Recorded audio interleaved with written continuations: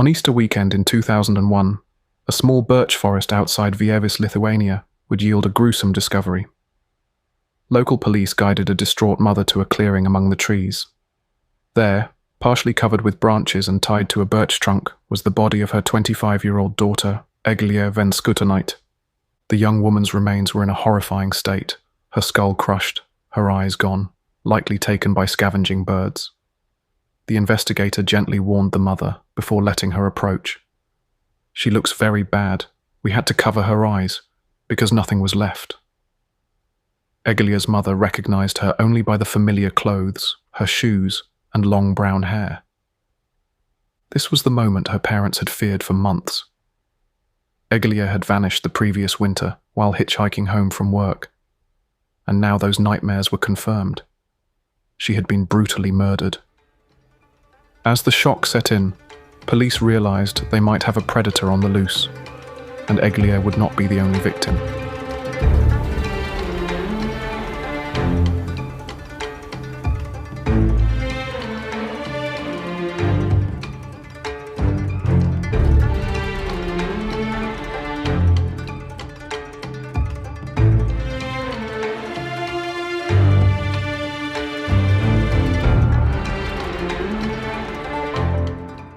It all began quietly on a cold December evening in 2000. In the town of Vievis, a small community about 28 kilometers from Vilnius, 25-year-old Eglė Venskutonytė was finishing up her shift at a local Maxima warehouse store. Eglė often relied on hitchhiking to get home after work. It wasn't unusual. In Lithuania back then, it was common for students and young adults to thumb rides, especially from the outskirts of cities, to save money or time. Everyone knew it carried risks, but many did it anyway. Eglė's family worried each time, and they had lectured her about the dangers. "Don't get into cars with strangers," her mother would say. "If you must hitchhike, only ride with older people, like a couple of grandparents. If I see young men, I don't get in. I'm too afraid," Eglė always reassured her. She took the advice to heart, or so her parents believed. That December day, Eglė left work around 5:30 p.m. and headed for the roadside near Vilnius's Savanorių Avenue, a spot where drivers often picked up hitchhikers. When she didn't arrive home at the usual time, her mother felt a jolt of panic. "I can't explain it. My heart just knew something irreparable had happened," she later recalled. By 9:30 that night, Eglė's parents could no longer sit and wait. They jumped into their car and drove the highway route from Vievis to Vilnius and back, headlights scanning the shoulders of the road in desperation. Nothing. No sign of their daughter. They returned home with dread gnawing at their hearts. In 2000, not everyone had a mobile phone, and Eglė's cell phone, unfortunately, was sitting at home on her dresser that night. So when she vanished, there was no way for her to call for help or for anyone to trace her. After a sleepless night, her parents went straight to the police in the morning to report her missing, carrying a handful of photographs to aid the search. The local Trakai police took the report and the photos. Within days, posters with Eglė's face and description went up, and her story made the rounds of Lithuania's newspapers and TV news. The next weeks were pure agony for Eglė's family. They called every friend, every acquaintance, every hospital, and even sought out psychics hoping for any clue. At one point, an alleged psychic gave them a grim prediction about their daughter's fate, one so horrifying that Eglė's mother later said, "Some prophecies are better left unfulfilled." But as Christmas passed and the new year 2001 began, hope dwindled. It would be months before they got any answers. Then came the eve of Easter, April 2001, when the knock came at their door. Police officers stood somberly on the porch. They provided almost no details, only that Eglė might have been found, and that her parents needed to come with them to make an identification. Eglė's father, upon hearing this, immediately lost consciousness and collapsed to the floor. "He just fell," Eglė's mother remembered. The officers lifted him onto the sofa while she tried to revive him, pressing heart medication into his hands. When he came to, the anguished question hung in the air. Who will go identify the body? Eglė's mother steeled herself. "I had to go myself, so I went," she said. The police drove her a short way down the highway toward Vilnius to a spot not far from the 25th kilometre marker, a patch of sparse birchwoods just off the road. That's where a passerby had stumbled upon a corpse hidden among the trees and branches earlier that day. Eglia's mother silently prayed during the car ride. "Dear God, please, let it not be her. I wouldn't wish this on anyone's child, but please let it not be mine." When they arrived, investigators gently kept her back at first. The scene was horrific. The young woman's body had been decapitated, and it appeared animals had disturbed the remains over the winter. Officers had even covered parts of the victim's face because they were entirely gone. After a few minutes, once they had made the victim as presentable as possible, they allowed the mother to approach.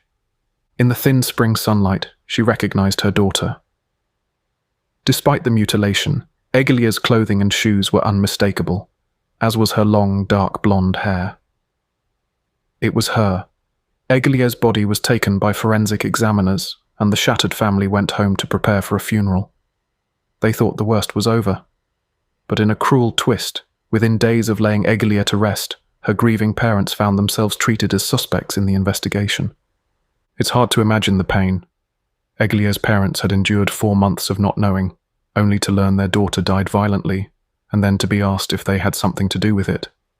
But investigators have to consider all possibilities, even the unthinkable. The local prosecutor in Trakai, described as a young man, perhaps inexperienced, questioned Eglia's father pointedly. "Maybe it was you. Are you sure you didn't do it? Was she causing you problems?" Eglia was, in fact, her father's favourite child. The insinuation that he could harm her cut deeply. Her mother later bristled, recalling that interrogation. "He flat out asked my husband if our daughter had been a burden to him in some way. She was his most beloved." Thankfully, that line of inquiry didn't last long. There was zero evidence against the parents, and the case was soon refocused on finding the real killer. And very soon, there was more evidence that Eglia's death was not an isolated incident. In May 2001, just a few weeks after Eglia's body was found, another discovery shocked the country. Deep in a forest not far from Vievis, the corpse of a second young woman was found tied to a tree with the exact same type of blue rope that had bound Eglia. This victim, investigators learned, was 20-year-old Jurgita Steinaite, a student from the town of Jonava. Jurgita had disappeared about a month earlier, after reportedly hitchhiking along the Vilnius-Kaunas highway, the same general area where Eglia vanished. Like Eglia, Jurgita had been brutally beaten to death. Her skull was smashed in, and there were clear signs of sexual assault on her body. Someone had preyed on this young woman in a disturbingly similar fashion, leaving her lifeless and literally tied up in the woods. At this point, police and prosecutors knew they were dealing with something unprecedented in recent memory. 2 young women, both hitchhikers, both assaulted and murdered in a similar grisly manner. This was the hallmark of a serial offender. Lithuanian media went into overdrive. Sensational headlines splashed across the front pages. "Maniac on the road sows fear of death," screamed one paper, Lietuvos Rytas. Another daily, Respublika, warned, "It's becoming clear that girls would get into the killer's car and vanish." Pictures of the missing and murdered women dominated TV news broadcasts and newspapers nationwide. The unknown predator was quickly nicknamed Pakeliu Maniakas, the roadside maniac, because he hunted victims along the roads. Public fear skyrocketed. Police formally linked Eglia's and Jurgita's cases into a single serial murder investigation, and a special task force was formed at the Vilnius Regional Prosecutor's Office. The lead prosecutor, Justas Lauksius, took charge of the case, working closely with veteran homicide detectives like Juozas Dulki. Their mission was urgent and singular. Find this maniac before he kills again. As Lauksius later put it, "Our goal was one: identify him and stop him, because the disappearances had already sparked fear and panic in Lithuania." And indeed, you could measure the fear by simply looking at the roads. In those early summer days of 2001, the number of people hitchhiking plummeted drastically across the country. Women, especially, heeded the warnings on TV and radio. Do not hitchhike on the Vilnius-Kaunas route. At the popular pickup spot at the end of Savanoriu Avenue in Vilnius, usually crowded with university students thumbing rides, suddenly there were none.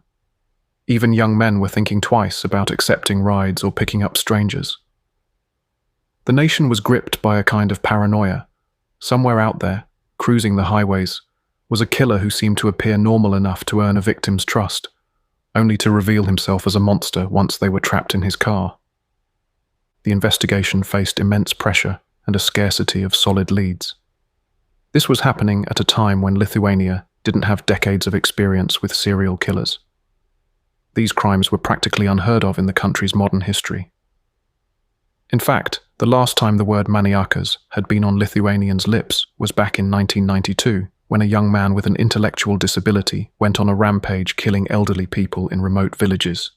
That perpetrator, Antanas Varnelis, had been caught and actually executed by firing squad. He was one of the last people put to death before Lithuania abolished capital punishment in the late 90s.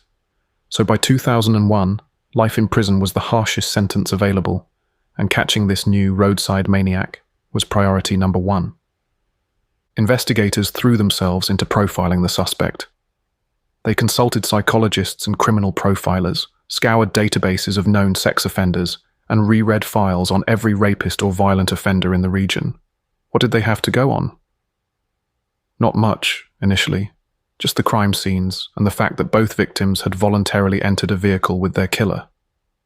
From that, Lorsius's team drew some logical conclusions. First, the killer was almost certainly male. Statistically, stranger serial killers targeting women usually are. Second, he was likely older than the victims, maybe middle-aged or beyond, and probably had a disarming, trustworthy appearance. They reasoned that careful young women like Eglė, who avoided unsafe rides, wouldn't willingly get into a car with a bunch of rowdy young guys or a driver who looked visibly creepy or dangerous. They'd be far more likely to accept a lift from someone who looked like, say, a kindly uncle or a father figure. So the profile forming was of an older man, seemingly benign, perhaps even polite or soft-spoken, the kind of person who could quickly earn a passenger's trust. Third, the suspect likely lived or worked somewhere between Vilnius and Vievis, the area where both bodies had been found. That stretch covers a lot of ground, including small towns and suburbs along the main highway. But it was a clue. The killer probably knew those woods well and felt comfortable enough to spend time with a victim in those locations without being noticed. Lastly, they strongly suspected he had a criminal record, possibly for sexual crimes or violence. To do something this extreme, binding, raping, decapitating victims, suggested an experienced offender who had escalated over time. He might even have killed before.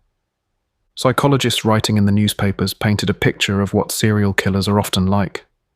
Quiet, calm, inconspicuous, able to quickly gain trust. One forensic psychiatrist, Dr. Konstantinas Dashkevicius, explained that such a predator is almost impossible to identify at a glance. Recognizing this kind of person is very hard. You can only catch it in their excitement, if they start breathing faster, face turning red, pupils dilating, sweating or trembling. Not exactly useful for an unsuspecting hitchhiker sizing up a driver at the curb. By the time you notice the driver is sweating or acting strange, you might already be isolated with him. Authorities even consulted a well-known psychotherapist, Dr. Eugenides Laurinaitis, to understand the mind of a killer like this. He posited something interesting on TV. Such murderers have a desire to control death. By killing others, they gain a twisted sense of power over the fear of their own mortality. In Laurinaitis' analysis, a serial killer eventually stops seeing victims as human beings at all. They're just instruments to satisfy his own needs, he said, to diminish his own fear of death. He kills without thinking about that person's life, their loved ones, nothing. He seeks only his own satisfaction. In other words, this offender would have no empathy, no remorse, and would likely keep killing until caught. As this profile solidified, investigators started narrowing down a list of potential suspects. Men over 40, living between Vilnius and the midpoint of that highway, with past convictions for violent or sexual crimes. The list was long at first, but they whittled away at it day by day, checking alibis and eliminating those who didn't fit. Then, a new development suddenly expanded the geographic scope of the case and raised the alarming possibility of even more victims. When Eglė Venskutonytė had gone missing, she wasn't alone in the world. She had a close friend who actually lived with her in Jonava. And incredibly, investigators discovered that exactly 1 year before, in 2000, that friend had also vanished while hitchhiking on the same Vilnius-Kaunas road. Two friends, a year apart, both disappear along the same stretch of highway. It was too much to be coincidence. The friend's name was Gerda Shatraitit, age 20, and now police feared that Gerda might have been an earlier victim of the same killer, one whose body simply hadn't been found yet. This meant the roadside maniac might have started killing earlier than they thought, and perhaps in different areas. They extended the search westward to Gerda's hometown of Jonava and alerted police in that region to look for any unidentified remains or suspicious incidents in the past year. By early June 2001, the manhunt was in full swing, but the killer was still unidentified. Then came the breakthrough, a stroke of investigative luck coupled with the killer's own mistake. Remember how Eglė had left her cell phone at home? Well, it turned out at least one of the other victims had not. She had a mobile phone on her when she was abducted. After the murders, that phone was missing from her belongings, presumably stolen by the killer as a trophy or to resell. Investigators realized if they could track that phone, it might lead them straight to their suspect. They contacted Lithuania's mobile network operators with a special request. If this particular phone's unique ID ever connects to the network, even with a new SIM card, alert us immediately. They didn't have to wait long. In June 2001, about 2 months after Eglė's body was found, a signal flared up on the grid. The stolen phone had just been powered on and used briefly on a road between Vilnius and Grigiškės, a suburb southwest of the capital. The phone now had a SIM card registered to a young man who lived in the town of Grigiškės. Investigators raced to track down this lead. They found the young man, expecting perhaps a dangerous predator, but soon discovered he was only a teenager. More importantly, he simply didn't match the profile at all. He was much too young, still a minor in fact, and had no criminal background. It turned out this youth was as baffled as anyone when the police came knocking. And then he mentioned something crucial. The phone wasn't really his. It had been given to him by his stepfather, who asked him to test out this newly acquired second-hand phone to see if it worked. The stepfather's name? Kazis Jonaitis. That name immediately lit up the radar of the task force. They dug into Kazis Jonaitis' background, and what they found was chilling. Jonaitis was a 58-year-old local man living in Grigiškės, right in the target area. He was indeed older than 40, and he had a criminal record, a serious one. In fact, a few years earlier, he had been released from prison after serving time for murder. This man wasn't just some petty thief. He was a convicted killer walking free. Jonaitis had originally been sentenced to 15 years for a contract killing back in Soviet times. In 1984, he'd been paid 8,000 rubles to kill a man who was his friend's wife's lover.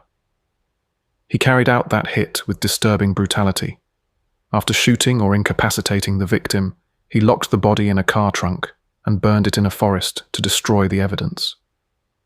He was caught and imprisoned in 1986, but after 12 years behind bars, the Presidential Pardon Commission inexplicably granted him early release in 1997, 3 years short of his full sentence.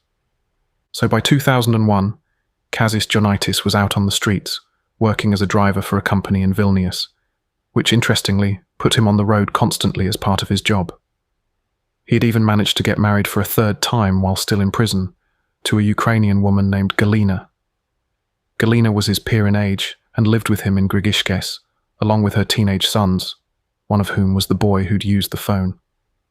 Jonaitis basically fit the profile to a T, older, seemingly amicable, a driver by trade, living smack between Vilnius and Vievis with a violent past. Investigators were electrified. Was this their roadside maniac? Prosecutor Lausius later said that from the moment they brought Jonaitis in for questioning, his gut told him they had the right guy. Joanitis came in voluntarily at first, in mid-June 2001, when police invited him and Galina down to the Vilnius police headquarters to clarify some issues about a phone. He played it cool initially, claiming he had simply bought that mobile phone second-hand on the street and had no idea it was stolen. As he answered questions in the interrogation room, Lorcius observed the man closely.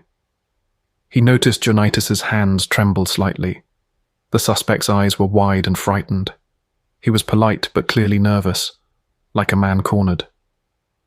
From the very first moments, the intuition that we were on the right path never left me, Lorcius recalled. Hearing his biography, seeing his prior convictions, and then watching his reactions to my questions, it was clear this was someone backed into a corner.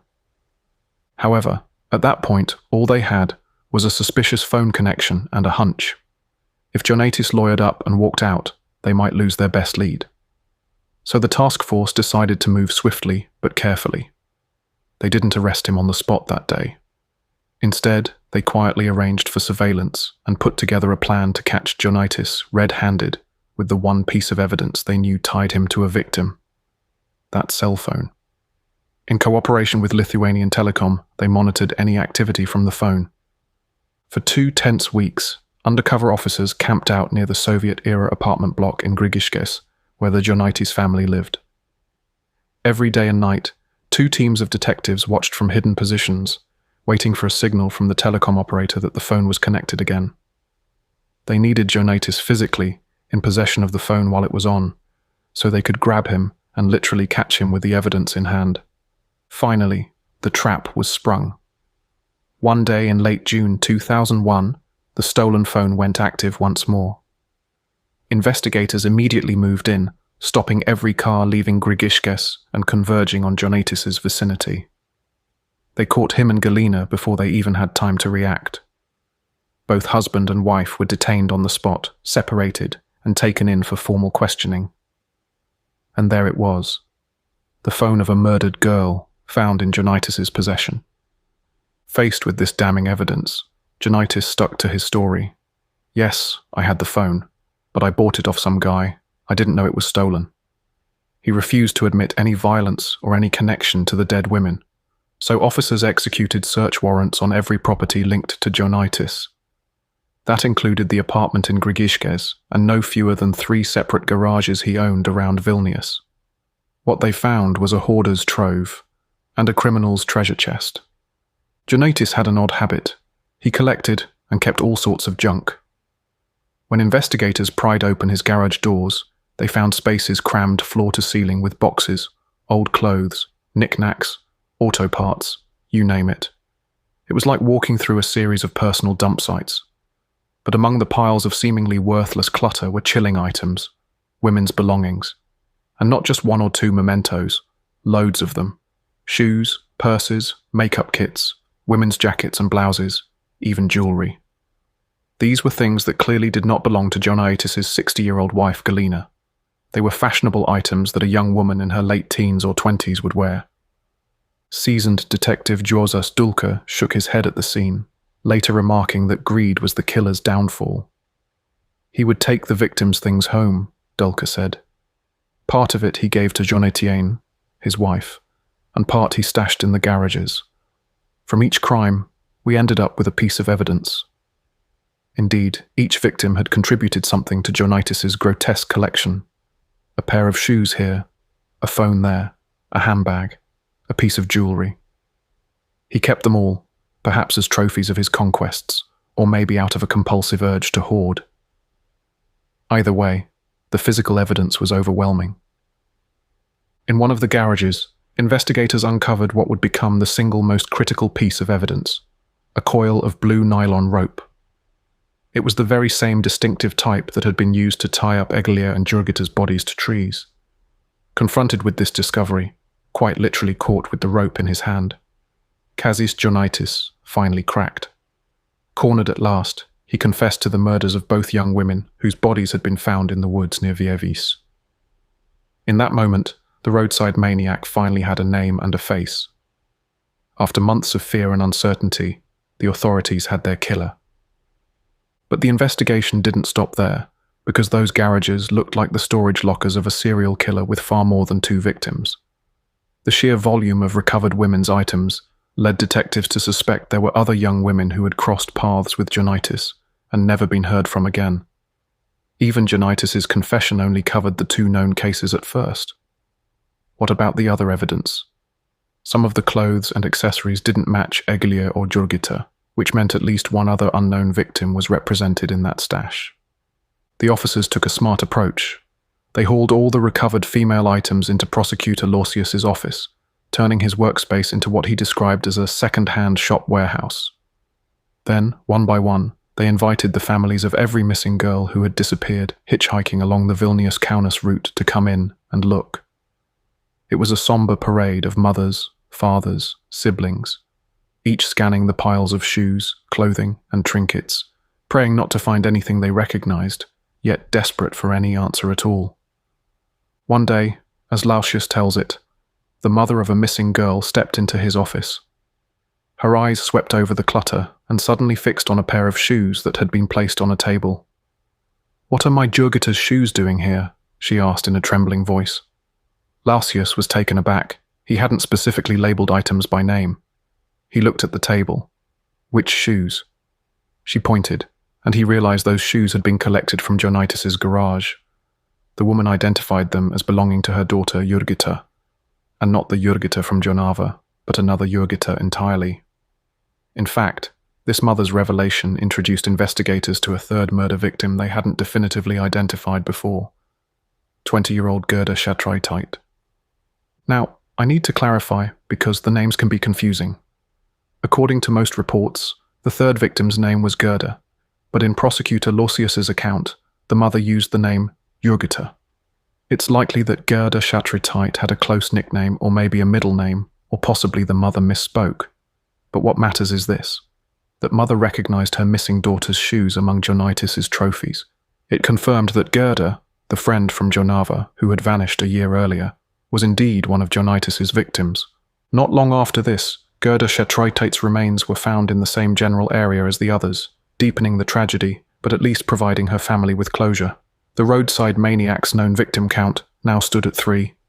Eglė, Jurgita, and Gerda, all between 20 and 25 years old, all abducted while hitchhiking, all raped and viciously murdered in the woods. But even that wasn't the end of the story. Investigators had also noticed some items from Johnaitis' garage that matched descriptions in another cold case file. A missing 17-year-old girl who had disappeared about a year and a half earlier. This girl wasn't from a typical family home. She was from a children's orphanage. She had been reported missing in late 1999, and because she was a minor under state care, her case was on record. Among the things found in Johnaitis' hoard were trinkets and pieces of clothing eerily similar to those the orphanage had listed as belonging to this girl. Could it be that she was also a victim, making Johnaitis responsible for 4 murders? They decided to pursue this lead delicately. Police travelled to the orphanage with the items in hand. The other girls there immediately recognized them. They belonged to their friend who'd gone missing. Convinced they had evidence of a 4th murder, investigators actually opened a case and went to find the girl's mother, seeking a DNA sample to compare against any unidentified remains that might turn up. Then came a twist no one expected. As Prosecutor Lorsius recounted, he was at the police station preparing paperwork when I saw a girl walk in, someone I'd never seen in person, only in a photograph. According to our information, this girl was supposed to be dead, likely another victim of Johnaitis. But she walked in and said, "Yes, I am the one you're looking for." The missing orphanage girl was alive, but deeply traumatized. She had run away from the orphanage back in 1999 or 2000, and along the way, she encountered Casey's Johnaitis. He had offered her a ride, then beaten and raped her, but somehow she managed to escape before he could kill her. Now, more than a year later, hearing that police were investigating her disappearance in connection with this notorious killer, the young woman bravely came forward to tell her story. When she first sat down with investigators, she broke down in tears and tremors, saying, "I don't want to relive that nightmare." It took gentle coaxing and assurances over a long conversation before she could recount what happened. She confirmed that Johnaitis had brutally raped her. She was only 16 or 17 at the time, and that she only survived by a stroke of luck and willpower, managing to slip away. The details of her escape remain private, but one imagines a harrowing fight or flight in those woods. After that ordeal, she hadn't returned to the orphanage out of fear and shame. She essentially dropped off the grid, which is why even the police believed she was likely dead. Her testimony was invaluable. It proved that Johnaitis' depravity had even more victims than the ones found, and it meant that at least one survivor could speak to his crimes. Johnaitis, confronted with this young woman's account, flatly denied ever seeing her. True to form, he tried to explain away the damning evidence. Those items of hers found in his garage. Oh, he claimed he simply bought them at a flea market, and it was all a coincidence. Of course, by now nobody believed his lies. His pattern was clear. With multiple confessions, partial as they were, eyewitness testimony from a survivor, and heaps of physical evidence, prosecutors built a formidable case against Casey's Johnaitis. Given the lurid nature of the crimes, rape and murder of young women, the court took the rare step of closing the proceedings to the public. All sessions would be behind closed doors to protect the dignity of the victims and perhaps the privacy of the survivor who was still underage. When the trial commenced in 2002 in Vilnius, not even the press was allowed inside. Journalists could only watch as Johnaitis, flanked by guards, was led into the courtroom. Then the doors were shut. It was a trial largely shrouded from public view, which only added to the mystique of the case in the media. Before the first hearing even began, Johnaitis made an attempt to escape responsibility in the most final way. He attempted suicide in his jail cell. He tried to hang himself, according to later reports, and he came very close to success.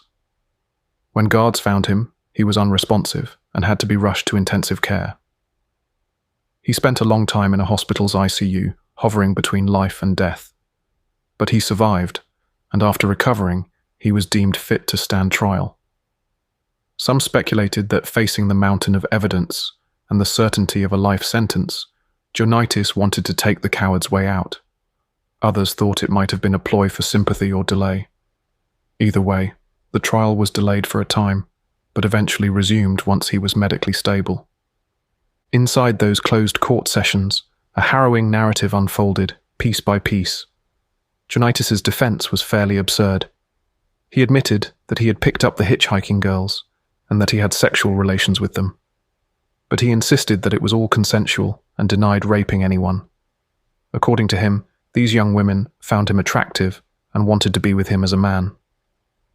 He claimed that after consensual trysts, the girls supposedly tried to blackmail him, and that is why, in a panic, he killed them. In his telling, he was the real victim, driven to murder only to protect himself from false accusations or extortion by these scheming hitchhikers.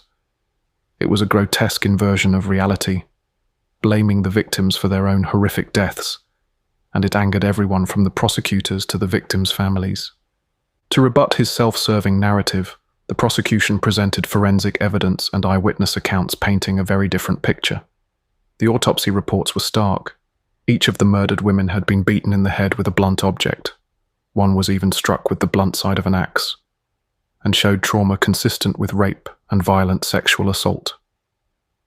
These were not gentle encounters by any stretch. The surviving victim's testimony further established Johnaitis' pattern of predatory violence. She certainly hadn't consented to anything. She was a terrified teenager who had been overpowered and barely escaped with her life. Johnaitis' claims of being seduced by hitchhikers were simply ludicrous. One of the most powerful moments in the trial came from an unexpected source, a fellow prison inmate of Johnaitis. Because Johnaitis' jailhouse suicide attempt had made him a pariah among the general prison population, inmates viewed him as both a maniac and as someone needing protection. He had spent some time cellmates with a notorious lifelong convict named Antanas Jakas. Jakas was in his 70s, a weathered career criminal who'd spent 47 years behind bars for various crimes.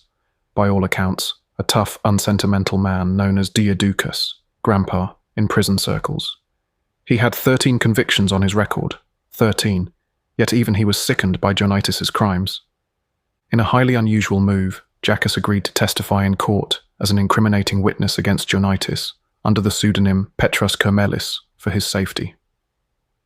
It's almost unheard of in criminal culture to have one inmate testify against another, but as one article noted, even the worst criminals have no tolerance for what Joanitis did. Jakkas's testimony gave everyone chills. He described how, in their shared cell at Lukiškės prison, he initially tried to treat Joanitis decently. Other prisoners had been beating Joanitis up and literally throwing him out of their cells. Prison justice for rapists and child killers is notoriously brutal. Jackas, perhaps out of curiosity or pity, told him, "Listen, Kazimierai, let's just talk man to man. I won't kick you out."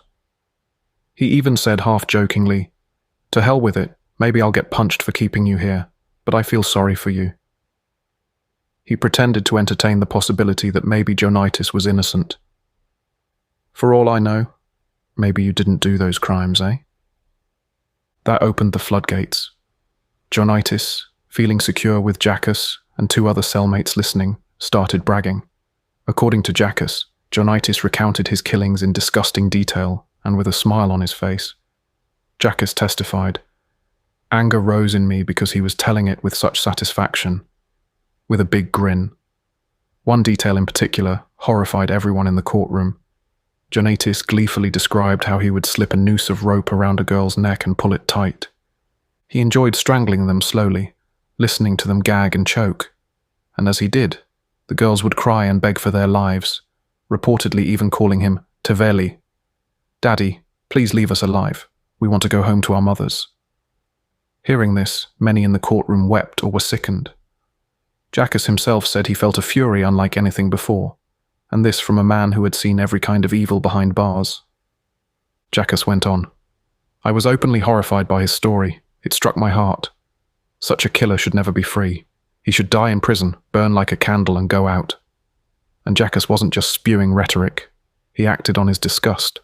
He told the court that as Joanitis bragged in the cell, he, Jackas, lost his temper. "We sat on the bed and he started to talk. When I realized he was boasting about strangling those girls, I felt such anger." Jackas actually attacked Joanitis right then. He told me, "I'll tear you apart with my bare hands." So I cleared my throat and bam, I punched him right in the face and spit on him. Apparently this scuffle was later brought up in court, likely to show Joanitis's behavior and statements. Jackas even noted that the judge presiding over the trial subtly approved of his actions. When he admitted he spat on Joanitis, the judge lifted his thumb as if to say, "Bravo, can you imagine?" The usually impartial judge giving a thumbs up to an assault on the defendant. It shows just how little sympathy anyone in that courtroom had for Kazis Joanitis. Between the forensic evidence, the survivor's testimony, Joanitis's own partial admissions, and the chilling inmate testimony, the outcome was never in doubt. In 2003, the Vilnius Regional Court found Kazis Joanitis guilty of multiple counts of rape and murder, sentencing him to life imprisonment with no possibility of release. Life in Lithuania means whole life. There's no death penalty, and at the time, there was no provision for parole for life sentences, though later laws allowed lifers to request parole after serving many years. More on that soon. Joanitis, 59 years old at sentencing, was set to spend the rest of his natural life behind bars. He would be incarcerated at Lukiškės prison in Vilnius initially, the same grim facility where he'd awaited trial, and later transferred to other prisons as needed. Outside the courtroom, people struggled to comprehend the saga. How had a man like this flown under the radar? Joanitis's wife Galina initially defended him passionately. During the investigation and trial, she truly could not reconcile the accusations with the man she knew. Galina was an interesting figure. A former law student from Ukraine, twice widowed. Her first husband had died by suicide, who married Joanitis while he was still in prison for that 1984 murder. She wore rose-tinted glasses for a long time. In fact, in a bizarre and tragic detail, Galina had been wearing jewelry that belonged to the murdered girls, not realizing their origin. Joanitis had given her some of the victims' earrings and necklaces as gifts, which she naively wore, even in front of journalists. One can only imagine her horror when she learned the truth. that her adornments were trophies from her husband's crimes. After the conviction, Galina finally accepted reality. She gave an emotional interview where she said, "I will never forget that mother's face, how she suffered. Why did he kill that girl?" She was only 19. Galina admitted that if only prosecutors had been saying it, she wouldn't have believed it. But he himself confessed to me. After the trial, he admitted it. She revealed something telling about Johnaitis. He was impotent. Not a fully fledged man. I can't really explain male instincts. I don't understand. It's unclear if Johnaitis actually was physiologically impotent, or if this was Galina's way of rationalizing why he committed sexual violence. Investigators later cast doubt on that claim. They found that, contrary to being sexually weak, Johnaitis had an extraordinarily high sex drive and had cheated on Galina with dozens of mistresses over the years.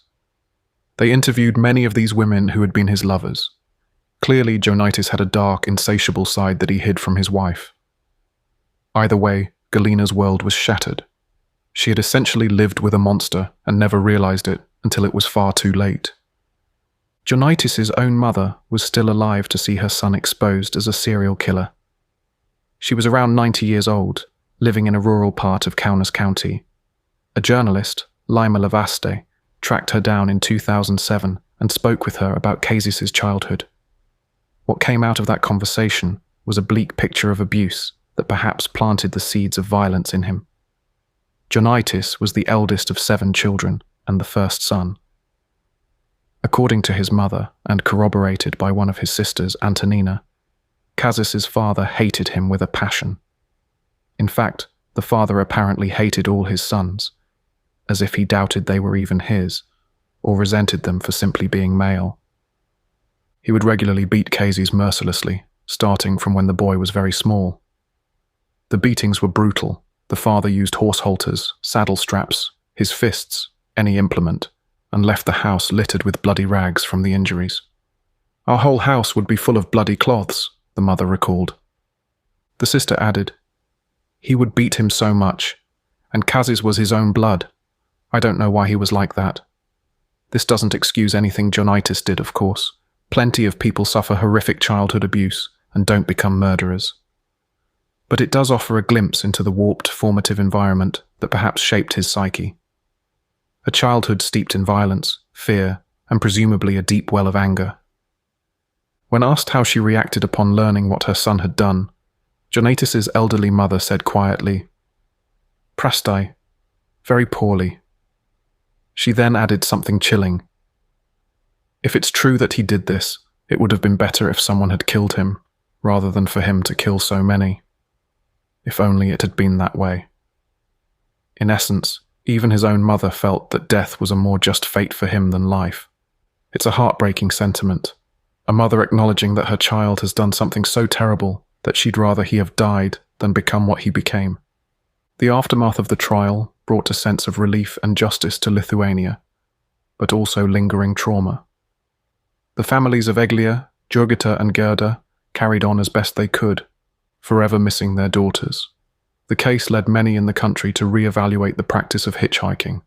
While it didn't vanish overnight, people were far more cautious, and parents drilled into their kids the dangers of accepting rides from strangers, something that echoes down to this day in Lithuania. The memory of the roadside maniac still serves as a warning. As for Kazis Johnaitis, he began serving his life sentence in Lithuania's prison system, moving through facilities like Lukiškės and later Alytus or Pravieniškės. And prison life was anything but easy for him. He was ostracized and brutalized by other inmates from the get-go. In the criminal underworld, those who rape and kill women and children are the lowest of the low, and Johnaitis found that out quickly. Multiple times, cellmates beat him up and threw him out of communal cells. There's a macabre image of this middle-aged, bespectacled man getting physically tossed into the corridor by criminals who didn't want to share space with him. Eventually, for his own protection, and likely because he was disruptive, the prison administration had to place him in solitary confinement permanently. Officials at Lukiškės even labelled him the most conflict-prone of all life-sentenced prisoners under their watch. He apparently could not get along with anyone, not surprising given his narcissistic and violent streaks. Johnaitis also showed that his violent impulses hadn't exactly been cured by incarceration. In April 2008, he made headlines from behind bars when he attacked a prison guard, attempting to gouge the man's eye out with a sharp object. The guard survived, but it just reinforced how dangerous Johnaitis remained even locked up. He was swiftly disciplined and likely kept under even tighter security after that. It was reported that this incident occurred at a time when he was awaiting a court hearing. He lashed out at a supervising officer. Clearly, model prisoner, he was not. Over the years, Johnaitis oscillated between obstinate defiance and self-pity. He frequently filed complaints and lawsuits from prison, alleging that his confinement conditions were unfair or overly harsh. Most of these grievances went nowhere. After all, he was being treated no differently than other life prisoners, aside from the solitary status that was for his own safety. However, in 2020, nearly 2 decades into his sentence, Johnaitis did score a small legal victory of sorts. Then 77 years old, he filed a complaint about the prison administration keeping him on a special registry of inclined to attack inmates, which came with certain restrictions on his movements and privileges. He argued that this status was unjustified and that the authorities had abused their power, causing him emotional distress. He even demanded €10,000 in compensation for non-material damage, pain and suffering as a result. A regional administrative court actually agreed with part of his complaint, finding that the prison had not properly reviewed whether he should still be listed as an assault-prone inmate and had some procedural lapses.